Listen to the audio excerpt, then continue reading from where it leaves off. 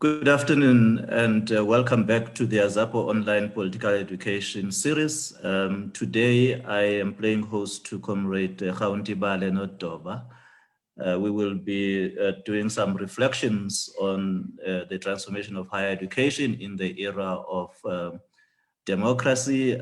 Comrade Nodoba needs no introduction to the platform of the Black Consciousness Movement. He is an erstwhile leader of this movement, having occupied a number of portfolios. Some of the previous positions he held is that of head of Education Secretariat, as I think the latest one being that of the Publicity and Information Secretary of AZAPO. Besides his activist portfolios that he has occupied, he is an education activist and a lecturer at the University of Cape Town. And, he has spent a lot of his life and times within the education sector, having taught at the University of Venda as well as the University of Stellenbosch. Welcome, Comrade Nodoba. It is great to have you on this platform. Thank you, Comrade Simpiwe, and let me also greet the viewers on social media. And thank you for AZAPO for this honor. Thank you. Comrade Nodoba and I have been on the journey, as student activists and, activists in the higher education sector for a very long time. And he has seen it all, so to speak, during this era of democracy. And we have seen a lot of debate, preceding the signing into law of the South African Constitution around issues of transformation of higher education. And in the march of time, we have also, seen a lot being spoken about in terms of, the decolonization of the higher education sector. We have seen the emergence of the fallists lately, and all of them are crying out loud for issues around decoloniality. So I am sure Comrade Nodoba will give us a journey of the history of transformation of higher education in this country during the last 26 to 30 years. And after his interaction or sharing of thoughts, we will then engage with his views and opinions around what has been happening in the education sector over the last 30 years. Comrade Nodoba, I think this is the time for you to engage, our South Africans. Thank you, Comrade Ashe. I just want to check, are you able to see I can see your screen, I can see you. Thank you. Thank you, Comrade Ashe. Thank you once again to the Azanian People's Organization, to this online political education. As Comrade Ashe has indicated, I'm a member of AZAPO, but I'm also having links working on an organization called the Black Power Front, and I also am an academic at the University of Cape Town.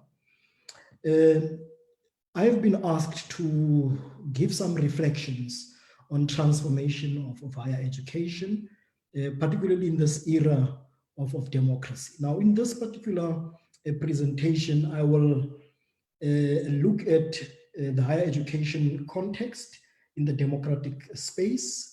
I will look at the legislation that governs higher education and transformation. I will look at institutional statutes, just talk briefly about them.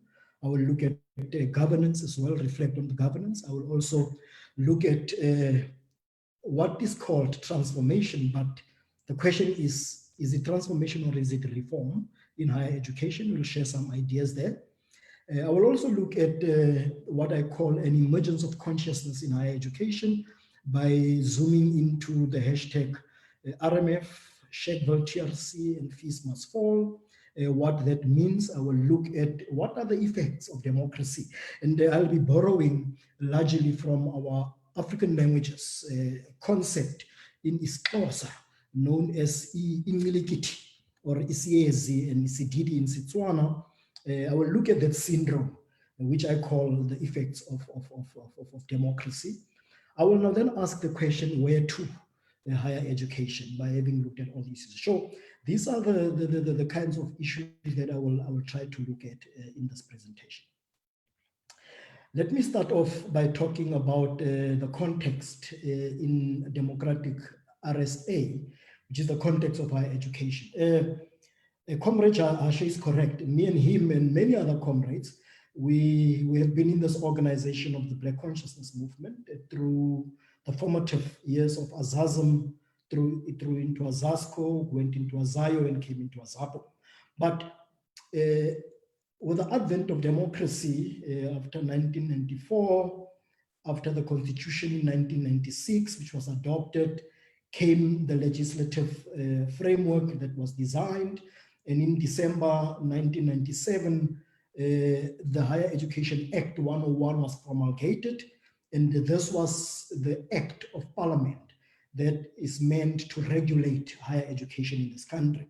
Now, by regulating higher education, it means then, therefore, remember prior to 1994, the result of the negotiated settlement through the Constitution of 1996, certain agreements have been reached in terms of how society, as envisaged in the Constitution. By the way, let me come up with a disclaimer that despite the fact that this Constitution is so lauded as the most progressive Constitution in the world, I've got serious reservations about this Constitution. I believe that this Constitution sells to us a mirage and is nothing else but a document that is full of reforms. And I will come and share with you as I zero into this particular legislation called the Higher Education Act. Now, we will also look at then what it means, this act, what does it mean to public and private institutions? They are supposed to comply to this particular, the prescripts of this particular act of parliament. Now, what this act does, Comrade Hashe and then viewers and then members of AZAPO and then the general public and comrades who are activists in academia, what this act does, it basically speaks to the existence or speaks to the necessity of crafting of what we call institutional statutes and institutional rules. Now, the institutional statutes are meant basically to provide governance, to try and streamline governance and indicate as to how how universities or how institutions of higher learning should actually operate. But what it also does, this HEA, it also gives powers to what we call the councils of institutions. Now, the councils are actually the overarching supreme bodies of governance in universities in this particular country in particular. Now, I'll come and talk about that later on. Now, let me talk more about these institutional statutes. Now, each and every university is supposed to have its own statutes. Now, the statutes will basically be outlining how this particular university will operate in terms of how its governance structures are composed, the composition of council, the composition of senate. It will also talk to issues like how do you go about selecting deans in faculties, deputy deans, HODs, etc., etc.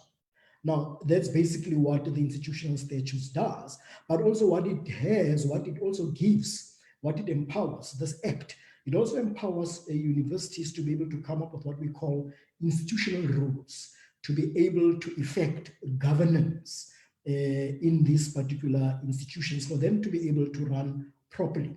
Now, remember, through the Constitution of 1996, South Africa has categorized itself as a democratic state.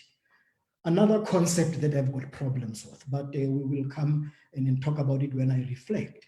Now, I would want to pause a little bit here and say, now that this particular act, the Higher Education Act, gives powers to university councils, it gives powers to them to make institutional rules in order to give effect to the rules that are there.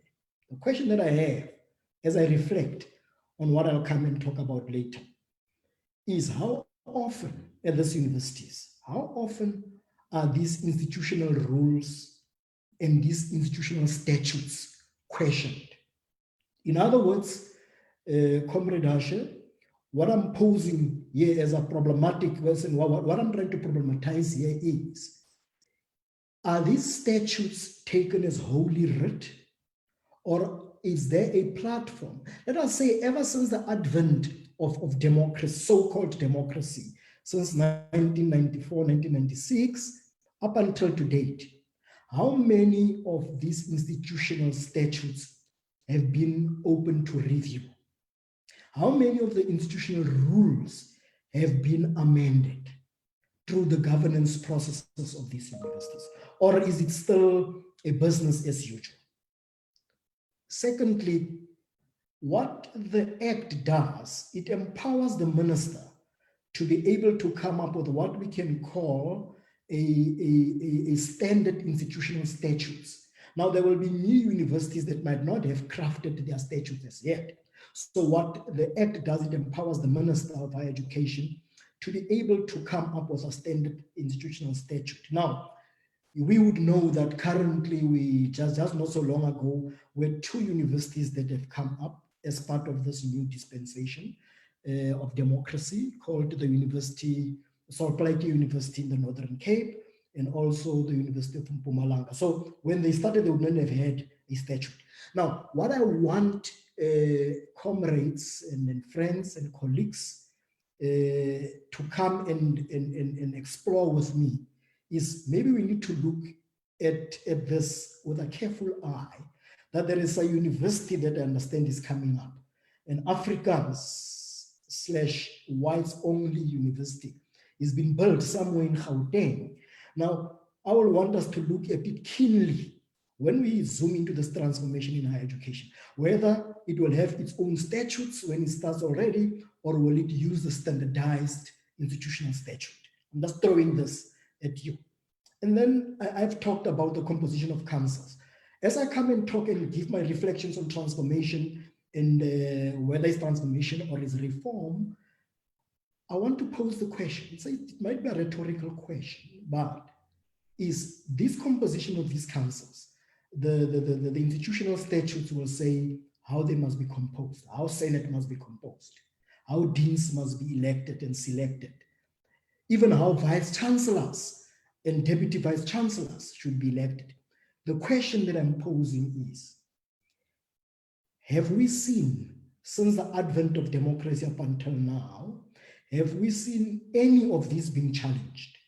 Have we seen any university where, for instance, the composition of council has been challenged, where we have seen the composition of Senate being challenged, where we've seen the selection of a vice chancellor, the processes that are involved being challenged? Have we seen that happen? And other governance structures. Now, let me pause here and say, for instance, in universities, if you don't, for instance, find joy in terms of your grievances as a structure, as an employee, as a student, and you explore all internal processes before you go to council, is there any body, a body or an entity that you can go to? For instance, I know where I work at UCT, we've got an entity called the Ombudsman. Now, it's supposed to be independent. Now, how independent is the Ombudsman? It's supposed to report to the chair of council, but I'm saying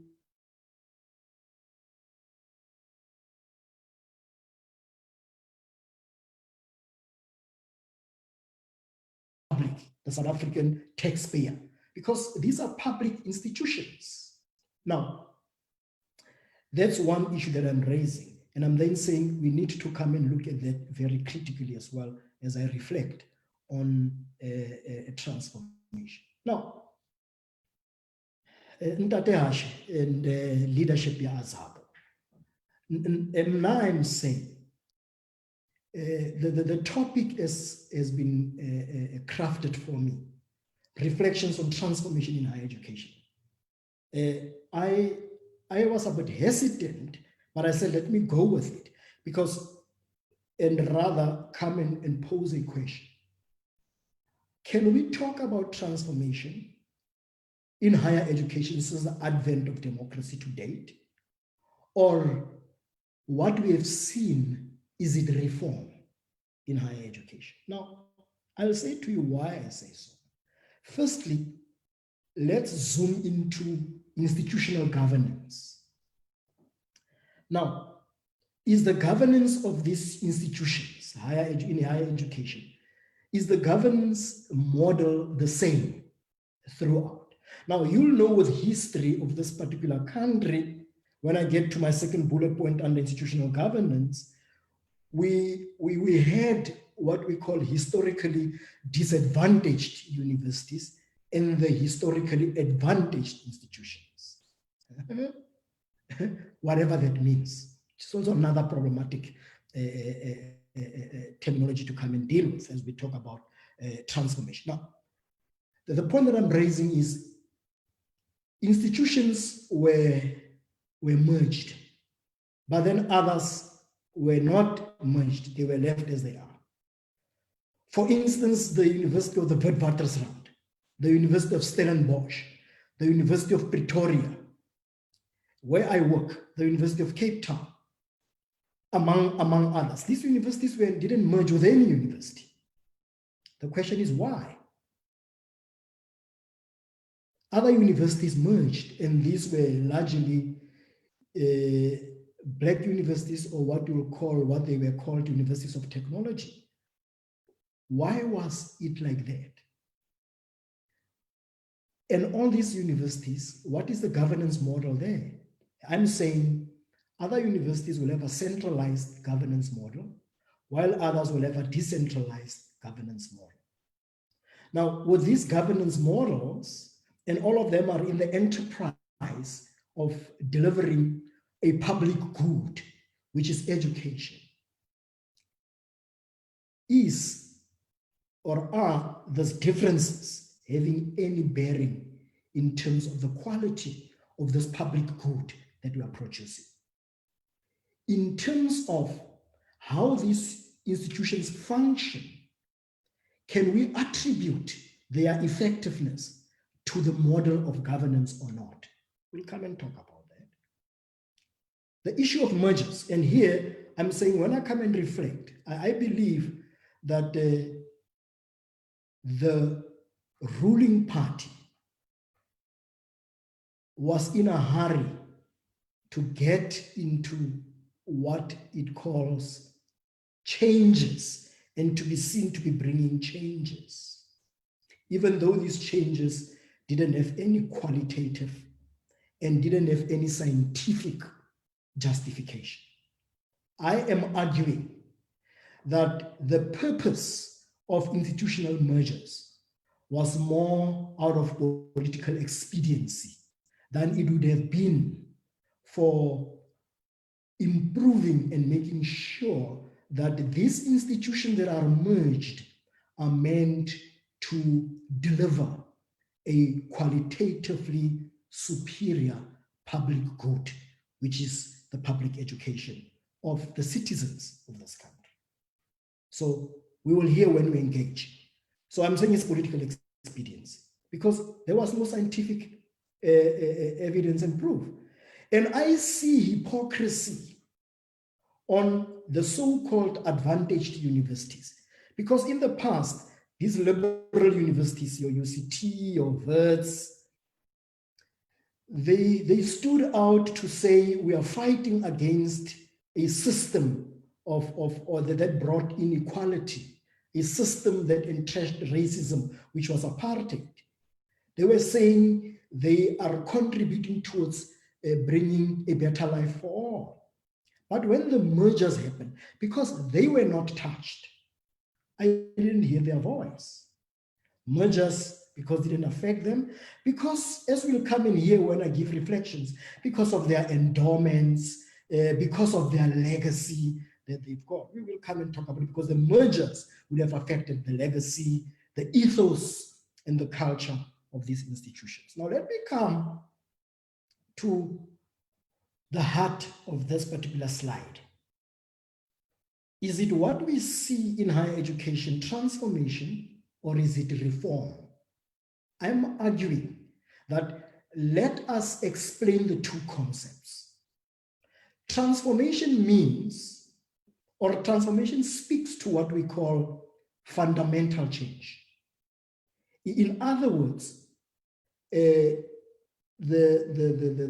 building blocks or the foundations of transformation will be social justice. Social justice will inform the transformation trajectory. In other words, it means through transformation or through a transformative process, transformation will inevitably speak truth to power. Like I've just indicated, when there are mergers, and you really speak about a transformed institution, if really all the previously advantaged universities were truly transformed, they would have expressed themselves on this political expediency. Transformation, as I go to reform, would basically, by its definition and nature, cause discomfort to the existing reality. So you cannot speak transformation, comrades, friends, and Ntate, you cannot speak transformation if you are not going to create discomfort. While on the other hand, I am arguing that reform revolves around modifications of systems, reforms around working within current structures. It revolves around making strategic moves, strategic appointments. By its very nature, reform will mean you keep the systems intact, but you just make modifications in order to continue with them. In other words, the ethos of the systems will remain as they are. Now, my argument is, in higher education since democracy to date, we have seen nothing else but reform and not transformation. All this hullabaloo and noise about transformation, in my view, is political speak. In my view, is to make the noises, and I'll come and talk about it later on, and you'll see why I say so. Because if indeed we had transformation in higher education in Tatehashi, why is there a need to talk about decolonization? Why is there a need to talk about the overhaul of the curriculum? Yes, we have been having since 1994-96 through the Acts of Parliament, the white papers, and so on. We have all along have been having what we call modifications to the curricula, modifications to the systems of governance, modifications to the systems of governance. That's what we had. I'm posing a question. In whose interests does Nodoba teach as an academic? Is Nodoba and his colleagues in academia, be it from the historically disadvantaged or the historically advantaged, are they educating our youth or are they miseducating our youth? I think there is a book somewhere, just forgot who the author is, who speaks about the miseducation of the Negro. Are we miseducating because we are in reform? Or are we educating, like the slogan of AZAPO and AZAPO says, are we educating in order to liberate? Now, if you speak about education that liberates, then you will be speaking transformation. I'm arguing that the education that we have and the curriculum that we have speaks to reform, and it does not speak to transformation. We are all of us in our comfort zones. Now let me come to this. Tate Ashe, you'll indicate how many minutes I have left, but because I can go on and on. Now, let me talk about the decolonization project, but I will not get into more detail, but I'll talk about the manifestations thereof. I am saying our education system, and particularly in higher education, we need to evolve an education that I call an education that brings awareness. What I call, we need to march towards education with a consciousness. Now here, it brings to mind people that I admire. The late Onkgopotse Abraham Tiro, who says, just paraphrasing what he said, if your education is not linked to your continent and to the day-to-day challenges of your people in society, then that education is worthless.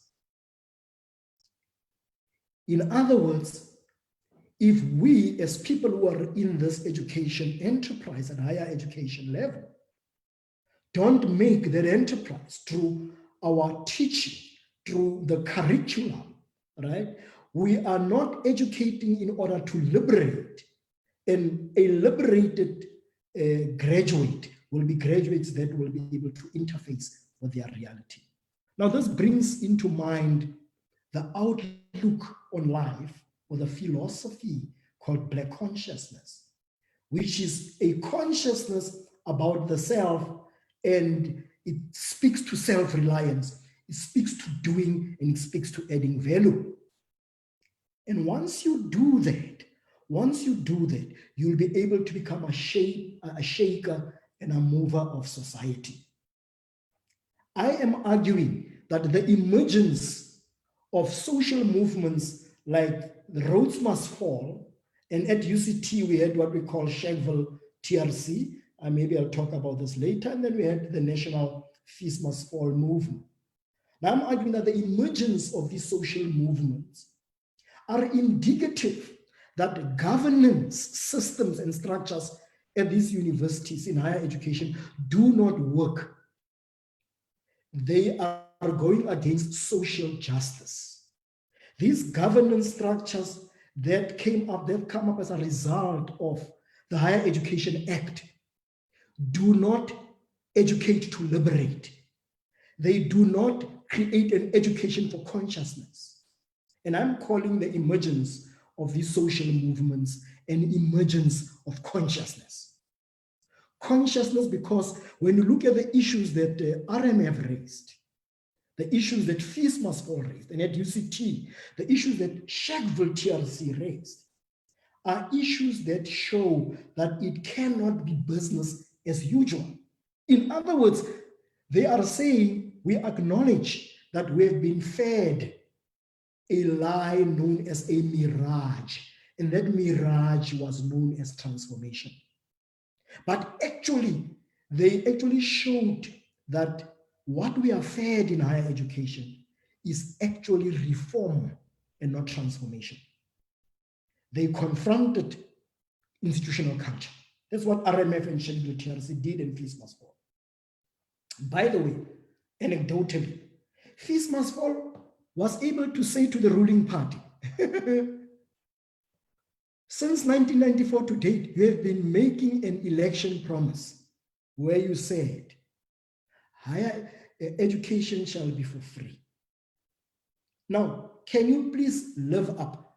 Come to the party and live up, right, to your promise. And they said, you promised us. Can you deliver? Now, what Fees Must Fall showed, it showed that there is a dearth of ethics and a dearth of ethical leadership. It shows that we've got a bankruptcy of moral uprightness.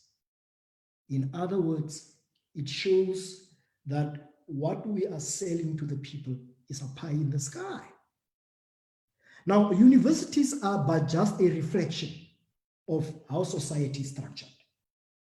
So what RMF did, what Sheffield TLC did, drawing from thinkers like Steve Biko, Ntate Mwalimu, Robert Mangaliso Sobukwe, drawing on views and radicalism of Buntate Limbete, but also looking at the thinking and the thinkers and ideas of people like Frantz Fanon. They felt that they must confront the institutional culture because they understood that where they are placed at these institutions are a microcosm of society. Therefore, what they did as social movement, they shook the foundations of these institutions. In other words, they shook the foundations of liberalism in this country. They shook the foundations of the lie that we've been fed. They exposed that what is punted as transformation is actually reform. They showed us that what we are fed is a mirage, and that mirage is the so-called transformation. What they did, they brought to the fore the narrative. They actually foregrounded the narrative of social justice. So that's what these social movements have done. Now, I want us to note here that you've got SRCs at these institutions.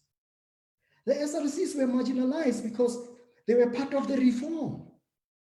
Through the systems, through the structures of governance in these institutions, they could not shake the foundations. Now, these students know that in every epoch, a particular generation will determine its own course and its own trajectory of how it goes and determine its own future. Now, what they did, let me take an example. For instance, universities like Wits, Stellenbosch, UCT, Pretoria, they tried to corporatize public institutions. What they did, they said the core business of these institutions is teaching and learning. So therefore, all other components are but just supportive. So what they did, they outsourced services like cleaning, services like gardening, and so on. So what the social movement does when they emerged, that's why I call it the emergence of consciousness, drawing from Nkgopotse-Tiro. If your education is not able to embetter the lives of your people, then it's worthless. So they were able, using some of the things that they get taught, little as it might be, they were able to expose in the debate of outsourcing and insourcing. Today we speak about insourced workers because of the emergence of consciousness embodied in #RMF, #Sheffield TLC, and #Feel Space Must Fall. Now, I want us, comrades and colleagues and friends, and my colleagues in academia, to say it as it is. Universities now want to be seen as being progressive, particularly the leaders, the councils, the management, executive management, and so on. That is because of them being understanding and responsive that they were able now to insource.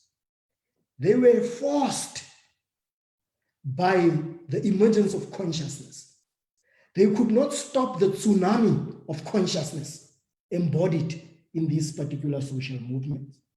They had no choice but to succumb to that.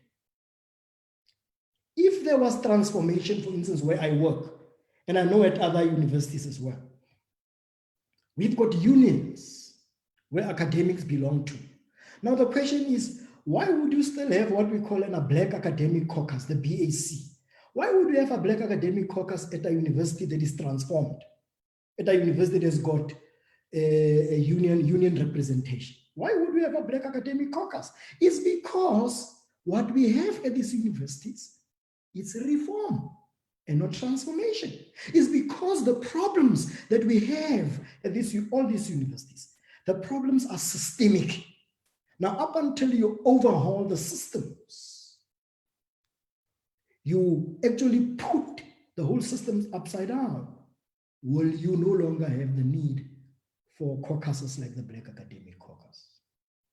Why don't you have a white academic caucus at these institutions? It's because the ethos and the culture is white. Look at the composition of senates, the composition of council. By the way, out of interest, and we can debate this as we discuss, who are the people that usually become the chairpersons of the councils of all these universities? The minister will send his own deployees there, or nominees, and usually the nominees of the minister, I said usually, I'm saying always, in the majority of cases, they'll end up being the people that would become the chairpersons of council. The question is, why? Now, there are shifting narratives, and I believe that I've talked more about the lessons that we have learned. Now, the shifting narratives is to move towards social justice. Now, this metaphysics called democracy is my other problem. Remember I said universities are a microcosm of society. They reflect what happens in society, which means even the governance systems in these institutions, what we teach, the curricula and so on. For instance, how you get promoted, etc., right? You cannot upset the system. Otherwise, forget about progressing. No, I'm saying this metaphysics known as democracy. Its effects are what we call incilikithi or isiyezi ngesiXhosa. KaSetswana ke sedidi. Now, this democracy, this metaphysical democracy has brought the incilikithi and sedidi isiyezi syndrome into us in academia, into us in society. We are lost in the liberal ideology of neo-colonialism and neoliberalism. In academia, what is premised is basically the norm being whiteness. And whenever you want to challenge it, because of this incilikithi, if you challenge it, then you get a phenomenon known as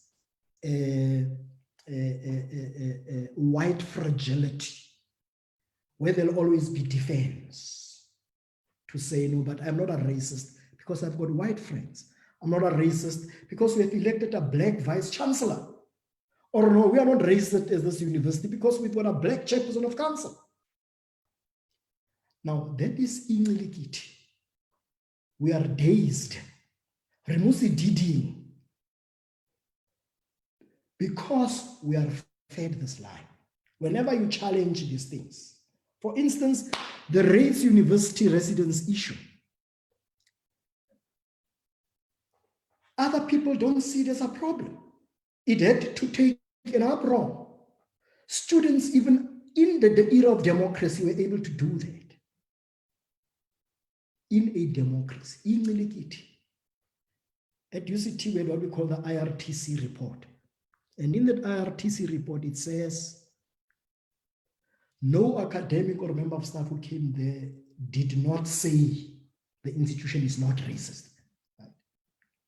But at least let us credit UCT and the social movements. They were able to say, let us look at ourselves and put everything on the table. But the question is, if indeed these institutions are transformed, what has happened to that report?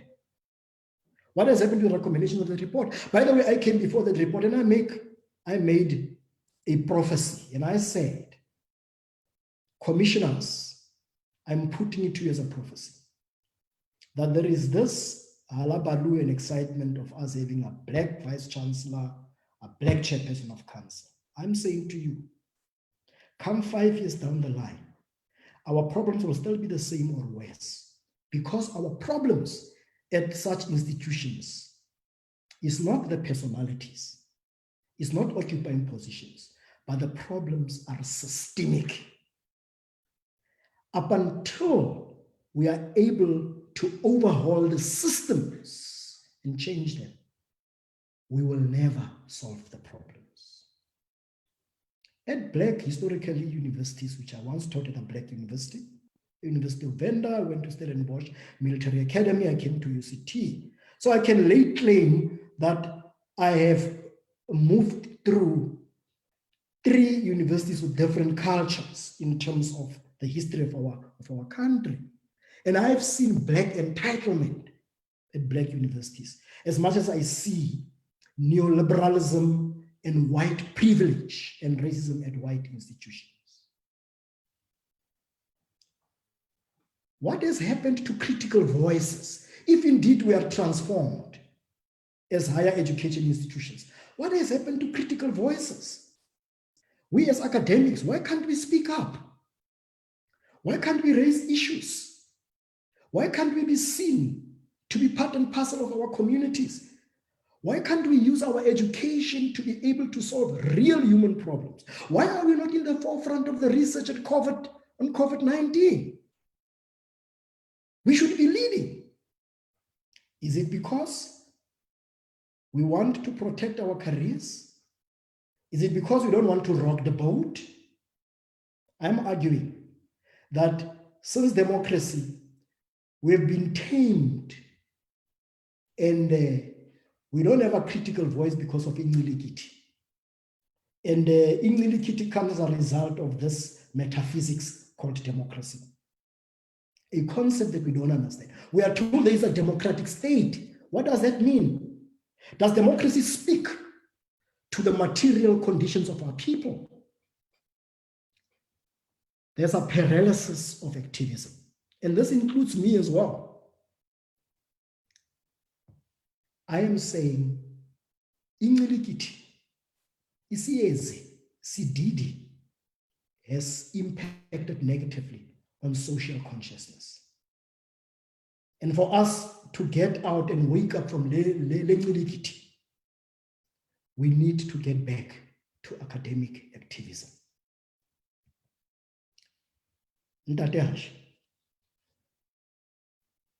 Comrades and the viewers might be saying, Ntate Nodoba, we hear you. But now that we have raised all these issues, and that's how you reflect, and you are lamenting to some degree, where to from here? I leave you with questions. Firstly, who do we think are the drivers of knowledge production at these universities? I spoke about in my previous slide about incilikithi. Now, who are the drivers of knowledge production? I am arguing that the political economy of knowledge production creates a desperate longing for opportunities in positions for attaining career objectives. Because of incilikithi, we are seeing people having access to resources. We are seeing people getting rich quickly.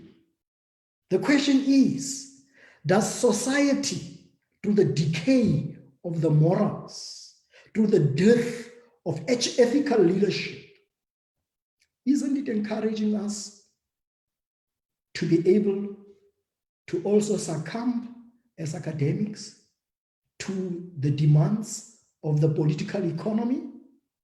And the political economy that determines in what direction knowledge production goes. Our research centers, what kind of research are they involved in? Are we saying things that will make the governing party and the ruling elite to want to hear? Is it all about in this incilikithi syndrome? It seems that everything is about academic success. But what about a transformed academy? I am arguing that we need to start centering social pedagogy. Now, when you speak about social pedagogy breaks the barriers of neoliberalism. It breaks the barriers, and it awakens us from this incilikithi. Social pedagogy will make us to know that knowledge production should not be about the political economy, but it should be responsive to the needs of society. Gaontebale Nodoba should speak truth to power. Comrade Hasha, what has happened to slogans like universities are intellectual homes of the left? What has happened to that? What has happened to critical voices? I conclude by saying, in this reflections, I try to juxtapose two concepts: transformation and reform. And I'm arguing that what we have seen since the advent of so-called democracy, which I'm arguing it has brought incilikithi. I'm arguing that what we have seen is reform and not transformation. I've looked at the significance of the emergence of social movements. They at least are anchored on consciousness. They represent what I call the emergence of consciousness. At least they gave us a glimmer of hope. But there is paralysis, and this incilikithi has now affected these social movements. These comrades who are in leadership have been isolated. Some of us deal with this on a daily basis to interact with them. Probably when we come, I've tried to share some anecdotes from where I work and so on. Black privilege, rather black entitlement, white privilege, racism, white fragility in academia. We have reflected on how or what a transformed academy should look like. And we are saying a transformed academy should be anchored on the principles of a social pedagogy. It should be able to make us as academics to take a role of being catalysts. Catalysts like those of us who will be in the natural sciences and the biological sciences will know that a catalyst is that particular chemical component that will either speed up or slow a chemical reaction without itself undergoing any structural change. Now we need to be able to do that as change agents, as active. In other words, I'm arguing that for us to have a transformed academy, we need to go back to activism in the academy. And it's only then, that we can talk about transformation. And I'm then saying what we have currently is reformed institutions, is reform in higher education and not transformation.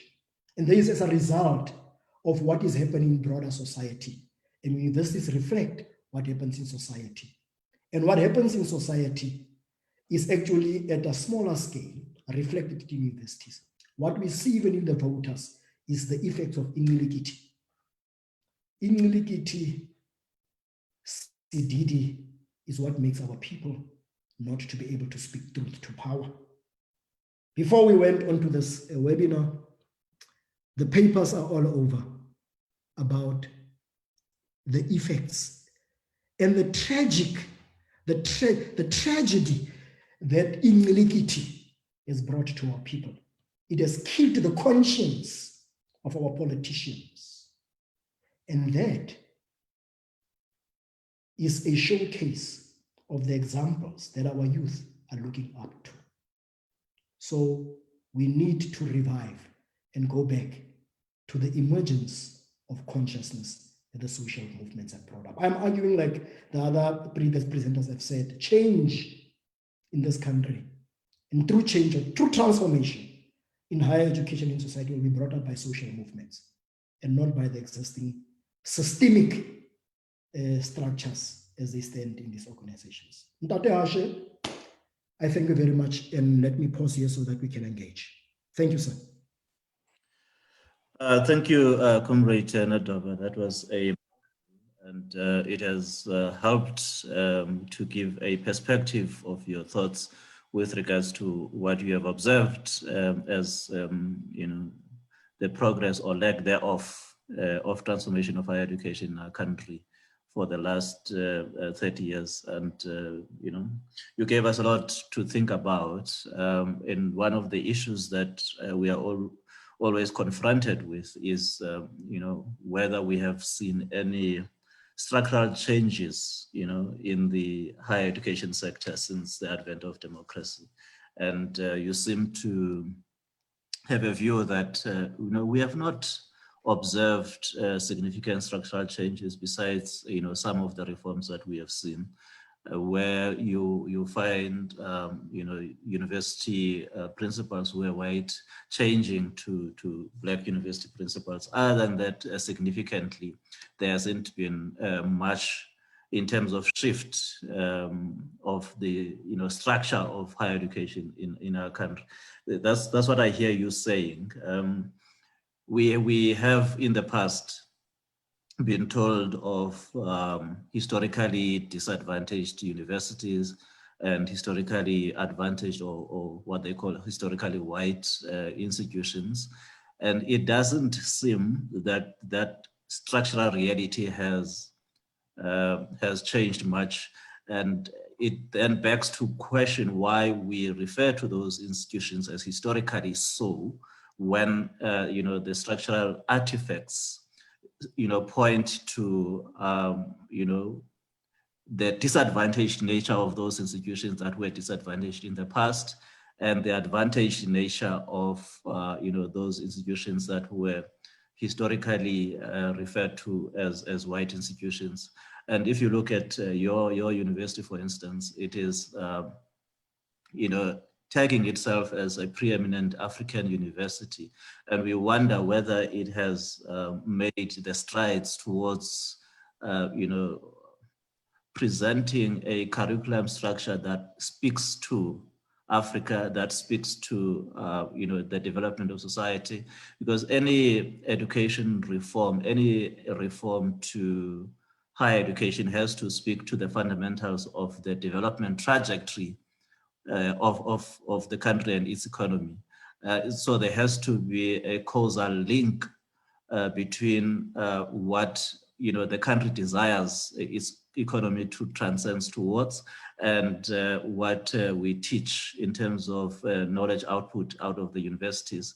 And if you look at research institutes that you find within these universities, you find a lot of, the so-called historically white institutions still heavily funded for their research output and therefore recognized as, the heirs of research development and research output in this country, whereas, those institutions that were created along the, the tribal, lineages that you find in the country, they're still there. So there hasn't been much movement in terms of changing the, the face and the structure and, the core of what we inherited from the apartheid South Africa. I don't know what you say to those comments.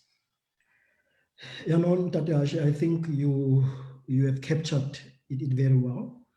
And I think this particular terminology, that's why I said to you, I said earlier on, I've got problems with some of these concepts. For instance, this thing of historically disadvantaged and historically advantaged. I mean, those are the effects of this metaphysics called democracy. And that's the incilikithi that I'm talking about. And we are dazed and we are lost in terminology. I mean, why should we talk about an institution that is historically disadvantaged 26 years down the line? Why don't you advantage it so that you get out of that particular situation? So we become happy with the terms and the tags. Now that's incilikithi, right? And I'm then saying we then need an emergence of consciousness to be able to bring the fore. Now you are correct, Ntate Ashe. Let me just anecdotally share this. I don't know whether you would know, maybe a month or two or so ago, it has been in the press about a colleague of mine, a white colleague of mine, who published a research that she did on black students as to why a particular department cannot attract black students. Yeah. The way in which that research was framed was problematic. The question that me and you should ask Ntatehashi, as critical scholars, is to say, but how did the ethics committee, right, of the university approve that? Because it had to go through those particular channels. How was it approved? All right, so that later on the very same executive comes in and we distance ourselves from it, while they're the very same ones that approved it through the systems. Incilikithi, right?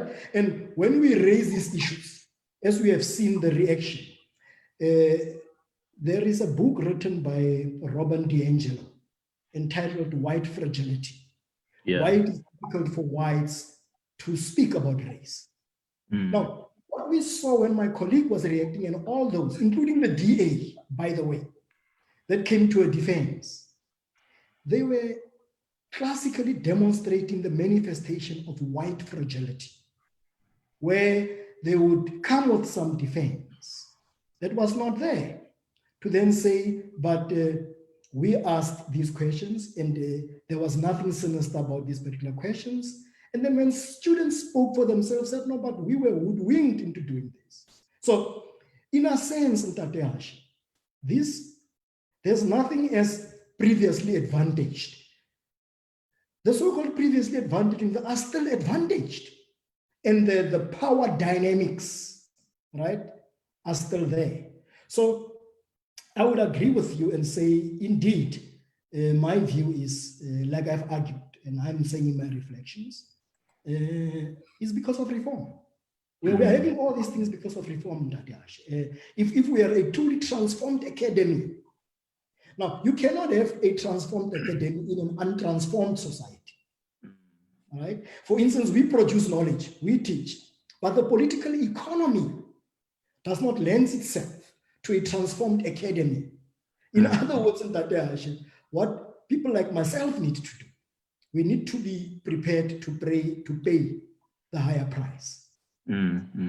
Look, I mean, Comrade Nodoba, you made a very interesting recommendation in terms of how we take this struggle forward of transforming higher education, and you gave us a view that you believe that transformation can be carried forward by social movements and instead of the traditional liberation movements. And my inclination towards social movements is that they are issue-based, uninformed by any ideological orientation. It is a question of the things that we used to fight about. We don't have access to higher education, and it is expensive to register for universities, and entrance is difficult, and then we would go and toy about university access, would go and toy about marking of our exam papers and so forth. And it is quite interesting that we would want to give that responsibility to people whose orientation is not informed by any ideological orientation, because as you know, any structural change that seeks to transform a society has to be grounded and has to be informed by a political intent. What is the political intent of a social movement wanting to transform society? And we speak of decolonization of education. To what end are we decolonizing it if it is not informed by a deep political and ideological content?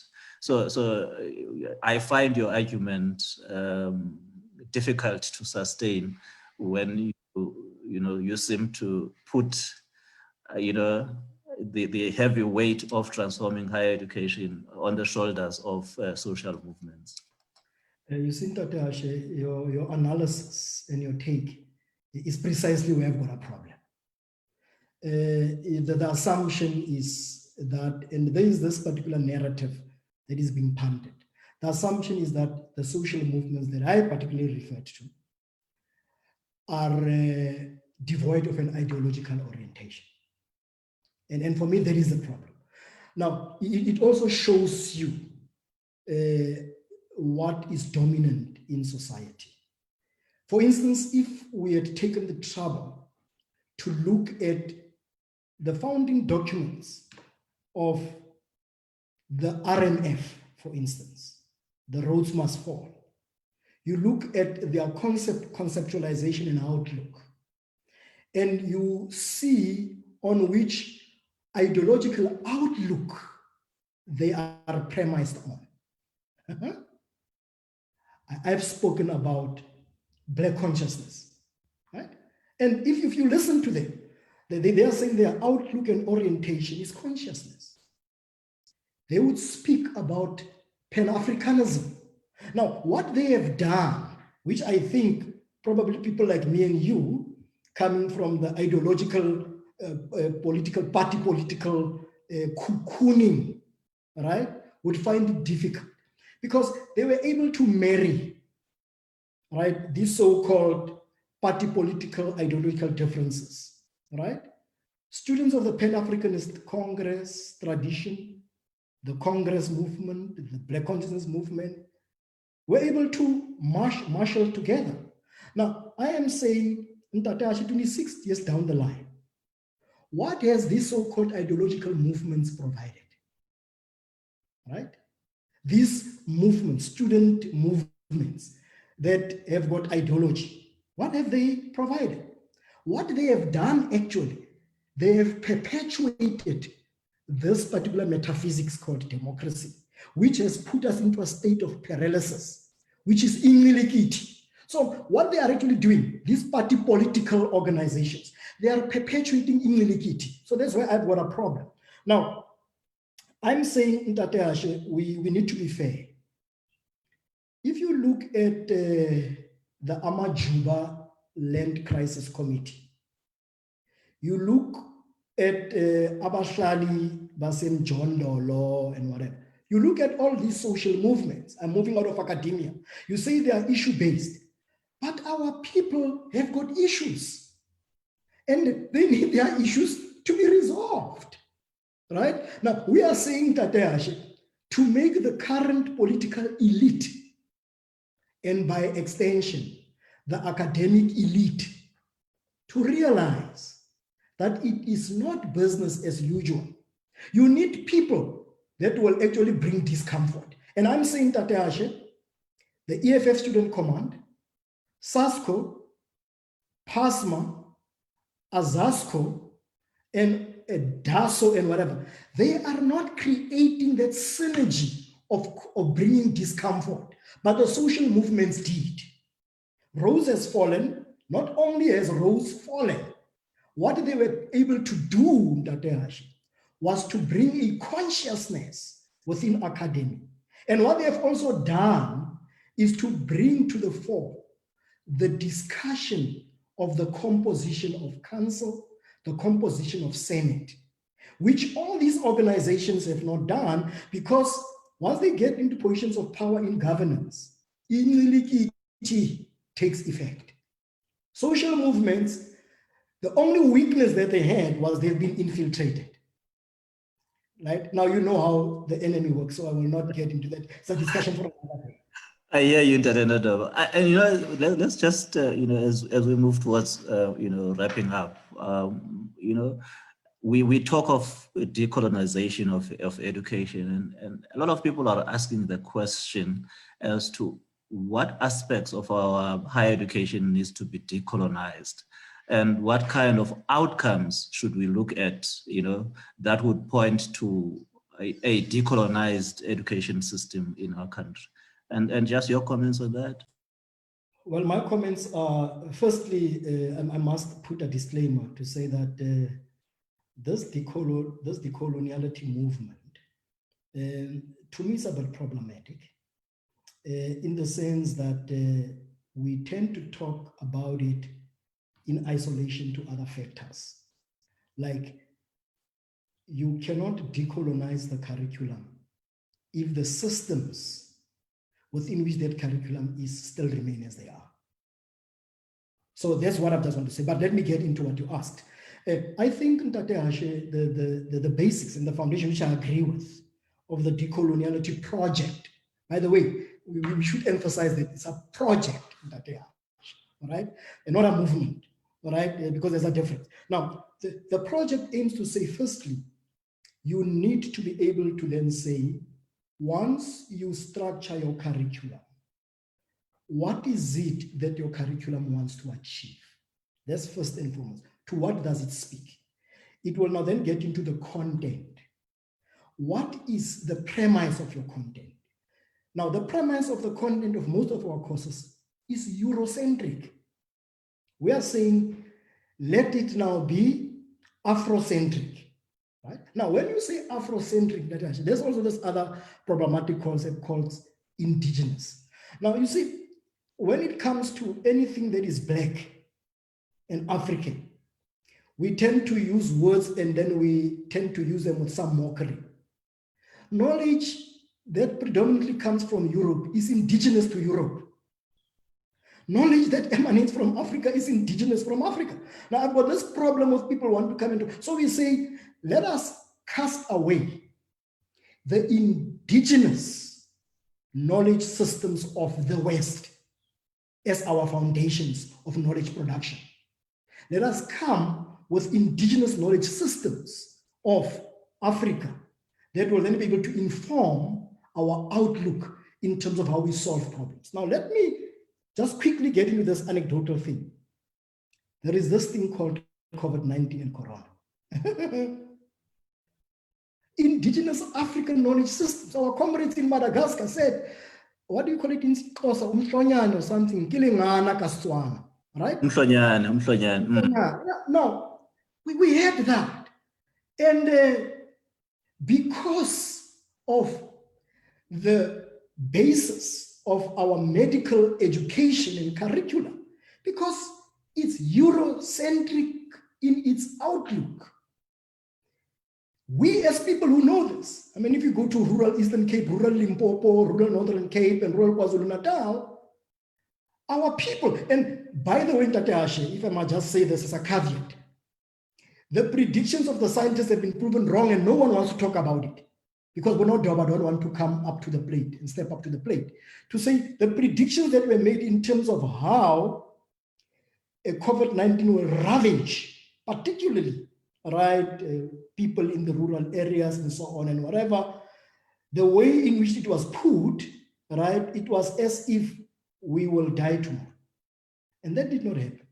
But Madagascar said to the World Health Organization, this is what we know and happens, and we know it in South Africa, but because of incilikithi, we are quiet. We're not saying anything. Our political leaders, our medical practitioners and experts are not coming to the party to say this is what is happening, right? But also, Ntate Hashe, our universities were not activist enough to be able to foreground that indigenous knowledge system approach to how you deal with pandemics, how you deal with sickness. So I'm saying the decoloniality project says we need to critically relook at the foundations of knowledge production. And the basis upon knowledge production should be local and African, and then you radiate outward. So that would be, in a nutshell, my outlook on the project, not the movement, but the project. No, I hear you, Comrade Nodoba. I think we need to wrap up. But as we do, it would be interesting to hear your thoughts around, the type of people or the class of people that will take this transformation struggle forward. If you look at what they call the historically Black institutions or disadvantaged institutions, the majority of those students are on the NSFAS grant and effectively given access to higher education through what you may call taxation of largely the middle class community. And it is the middle class community that seems to be funding, what you would call the poor people who attend to the historically Black universities. And it is beginning to be the middle class community that feels the brunt of carrying the education of students that attend to these universities.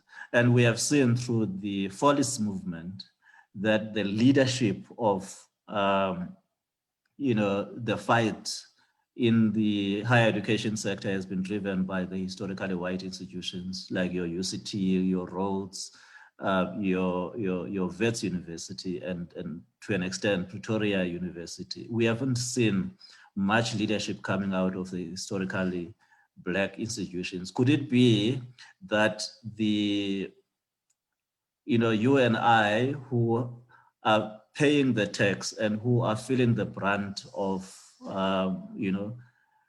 in our contribution to the fiscus and the contribution that we make towards educating the children of the poor and our kids feeling it more? Could it be that that leadership is derived from the experiences of the kids that they see from us and from those people who belong to that Black middle class, as you may want to refer to it? And then you may just wrap up the conversation. Tate Asha, what are you doing to me? I mean, that's a very difficult one that we've posed. I think, if I may attempt to at a response, is to say one, I don't think it's correct to say there's been no leadership from Black universities. I don't like this concept of historically disadvantaged. We should not be talking about that, right? Because also, if we continue perpetuating it in this kind of discussion, it means we are part of incilikithi, right? So I don't want to use that. So I'm saying there has been leadership. It's just that society has not been listening, particularly the political elite and the educated elite.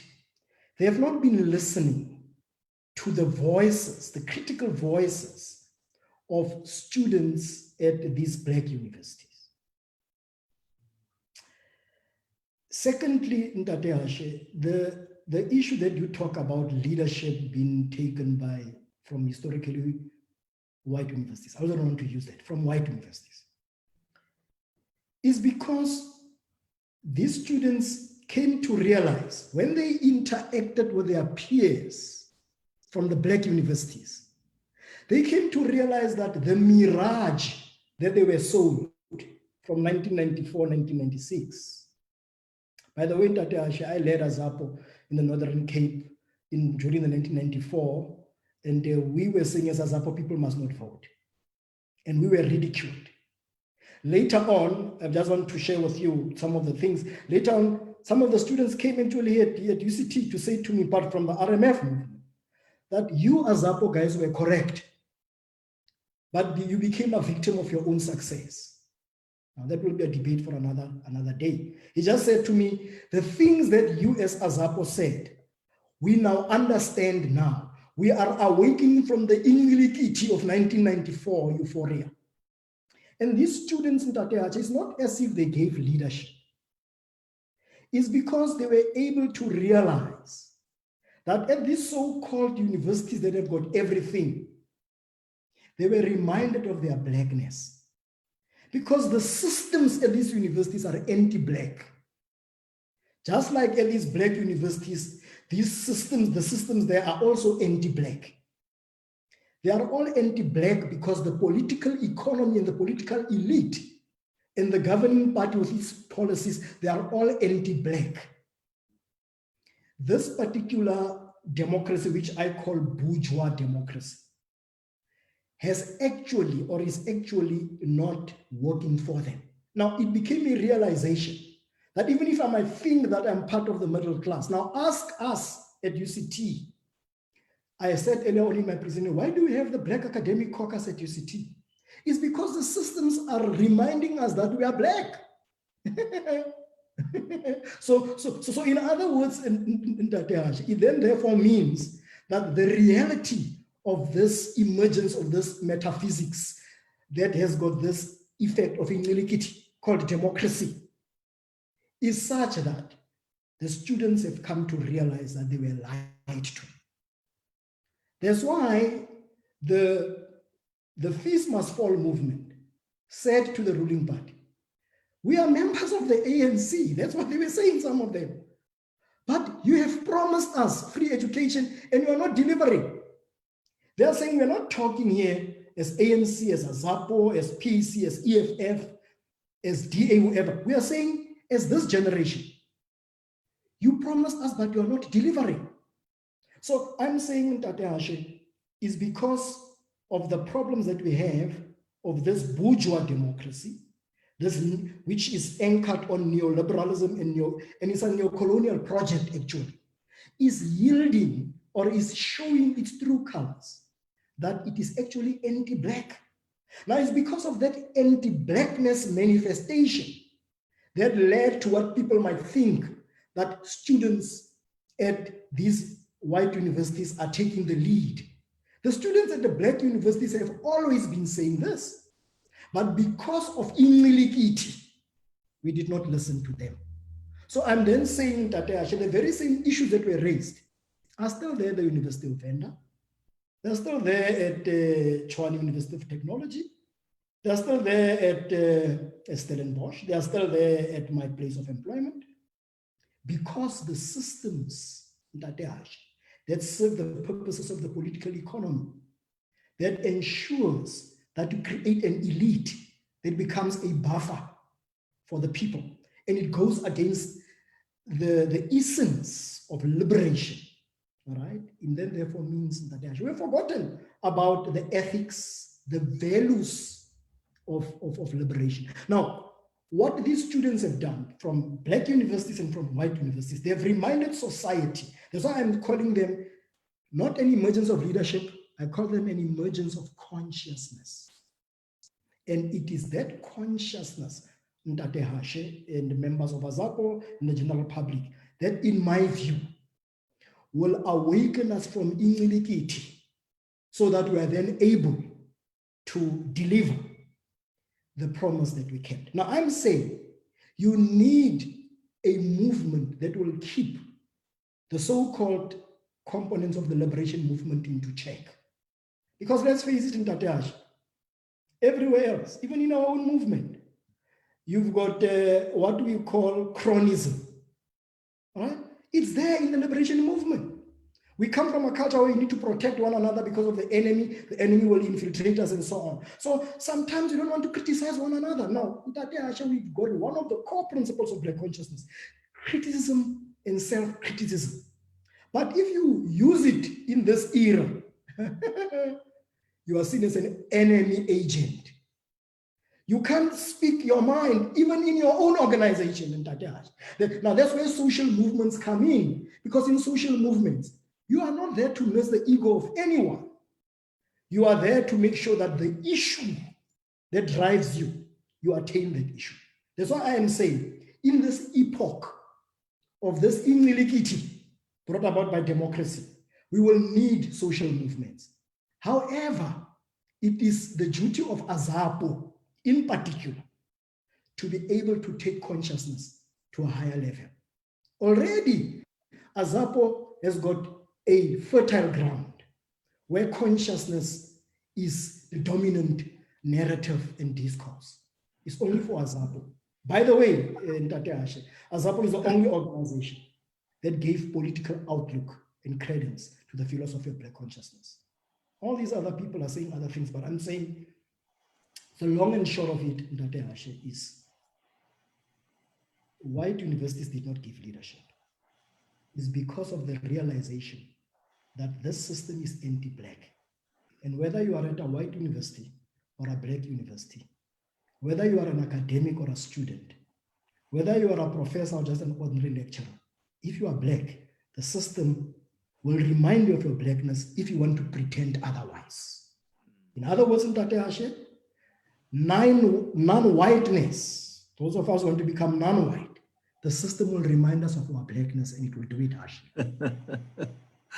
Thank you, Cde Nodoba. It was really great to spend the afternoon with you, and I look forward to engaging with you in the future. And it's been great, and that's where we end it for the afternoon. We look forward to next week, where we begin, our BC week. It's the opening of the Black Consciousness Week, and it was the opening of for the 3rd anniversary of the brutal murder of Stephen Bantu Biko. We will be spending the afternoon of Sunday, the 6th of September, with Ndate Mulefa Petro, where we will be looking at Black consciousness and culture. I look forward to engaging with you on the 6th of September at 1 p.m. It's Black Consciousness and Culture, and it is the opening of the Black Consciousness Week. Thank you very much, and goodbye. Thank you, Ntate Ashe, and thank you to AZAPO and all the viewers. Goodbye from my side.